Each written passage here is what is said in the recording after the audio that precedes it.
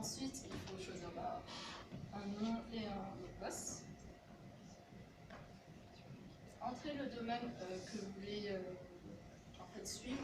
Alors, le domaine, c'est le site. Et donc, il faut cliquer sur OK. Et pour faire ça, il faut également récupérer la meta tags de vérification que vous allez coller dans le code source de la page d'accueil du site pour ensuite pouvoir le valider dans les Webmaster Tools de Naver. Voilà, une fois que j'ai collé la tag, je peux le valider. Après, l'interface est entièrement en coréen. Donc on va dire que c'est un peu compliqué, mais moi je me débrouille en fait un petit peu avec du translate automatique, des URL en fait qui sont en anglais dans l'outil. Donc je peux voir où sont les erreurs de crawl, le statut, enfin, la santé du DNS, la connectivité du serveur, etc.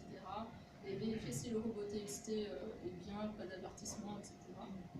Et il permet aussi de voir tout ce qui est page indexée, etc. C'est vraiment, en plus, regardez bien les graphes pour ceux qui connaissent Google Webmaster Tools. C'est carrément les mêmes que Google Webmaster Tools. J'ai l'impression que c'est une copie, ils ont pris, ils ont mis ça, hop, ils ont tout traduit en coréen, et voilà. Alors moi, ici, j'ai pas de données, parce que vous imaginez, mon site auto-veille est en français. C'est en Naver, un moteur de recherche totalement en coréen, mais c'est vraiment pour vous montrer les spécificités du Webmaster Tools. Donc, en gros, dans le index status, on peut voir le nombre de pages crawlées par jour par Naver. On peut voir le nombre de kilobytes qui ont été téléchargés par jour et le temps de chargement que Naver en fait voit pour le site. Donc, en fait, voilà, il vous laisse voir aussi le nombre de pages qui est indexé, ce que je viens de dire. Mais en gros, c'est vraiment un outil similaire à Google Webmaster Tools. Le seul problème, c'est qu'il est en coréen. Moi, je pense que si un jour il est traduit en anglais, le SEO sur Naver est plus accessible que le SEO sur Baidu. Après, là, on va encore voir certaines choses qui montrent que c'est vraiment assez similaire à Google. Là, c'est le Keyword Planner, le Keyword Tool de Naver. Et pour avoir ça, il faut également avoir une campagne SEA. Sinon, on ne peut pas accéder à l'outil de Naver Keyword Tool.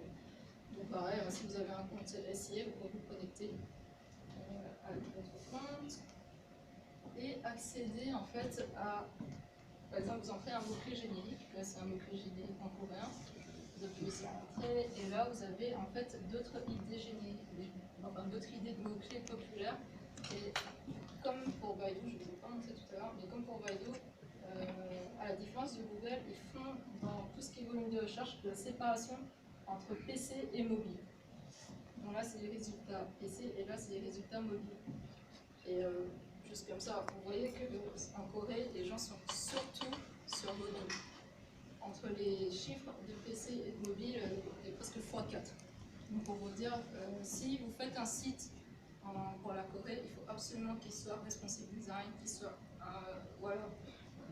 parfait sur mobile, que l'ergonomie soit bien, que les gens puissent acheter, parce qu'il y a énormément d'acheteurs sur mobile en Corée.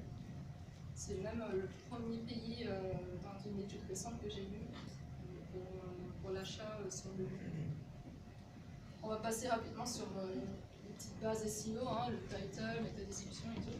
Donc, pour Google, la limite de caractères pour un title est de 55-60 caractères. Pour Naver, c'est 15 caractères coréens. Et pour Baidu, c'est environ 30 caractères chinois. Pour donner une petite idée. Pour la méta description, c'est de 45 caractères coréens. Google, on est à 156. Et pour Baidu, on est à environ 75-80. Après, pour un caractère coréen, je crois que ça compte 3 octets. C'est pour ça aussi que ça paraît plus court, mais en fait, derrière, c'est quand même assez long.